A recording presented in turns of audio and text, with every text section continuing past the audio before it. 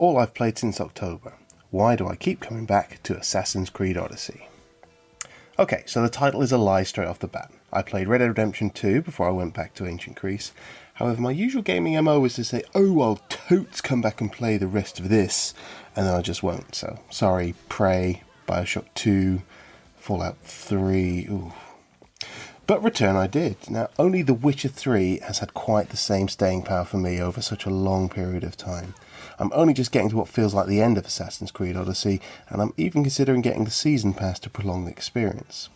Ubisoft monetization claims another victim, it seems. So what is it about the adventures of Cassandra, Barnabas and Herodotus that keeps me playing?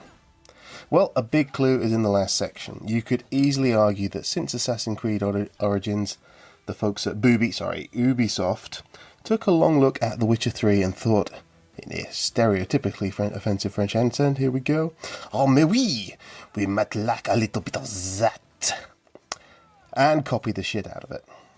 Down to the combat style, the question marks all over the map that you just feel like you have to uncover all of, the addition of a magic horse that somehow to follow you everywhere.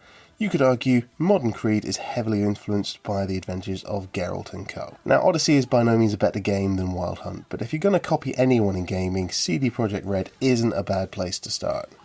Maybe we should expect Far Cry 6 and 7 to look pretty much exactly the same as Cyberpunk 2077 when that turns out. Just saying. Perhaps it's the characters.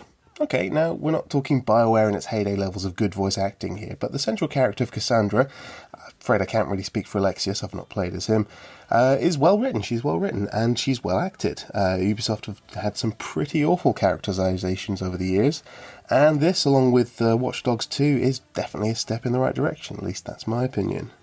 I feel compelled to find out the answers to the mysteries of Cassandra's lineage, and to help her find a home. Yes, it helps that she's attractive. Yes, I know that's basically all that's on the Jambag's Instagram account. No, you're being a perv. Well, perhaps it's the fact that outside of the Red Deads and GTAs of this world, I very rarely buy a game at full price on day one. So since I ripped myself off to make my stressful day at work feel a little bit better that Friday back in October, I feel like I better get my absolute money's worth. Actually, yeah, it's that. Exactly that. Mystery solved. Assassin's Creed Odyssey might not be the best game of the year, but it's my favourite. Ubisoft's Ancient Greece is beautiful and a joy to explore. The mix of combat and stealth gameplay and a story worth getting invested in are all things I would happily spend over 6 months and 120 plus hours, to date at least, doing. Though my compulsion to play may be born out of thriftiness, it is lucky for me that it turned out to be so much fun to play. So, Jambaggers, what do you think? Does paying full price mean you are more likely to see a game through to the end, or do you tend to drop games when something else new and shiny comes along, regardless of how much you spend on them? Put it in the comments below, we would really like to hear what you've got to say. Thank you very much, Jambags out.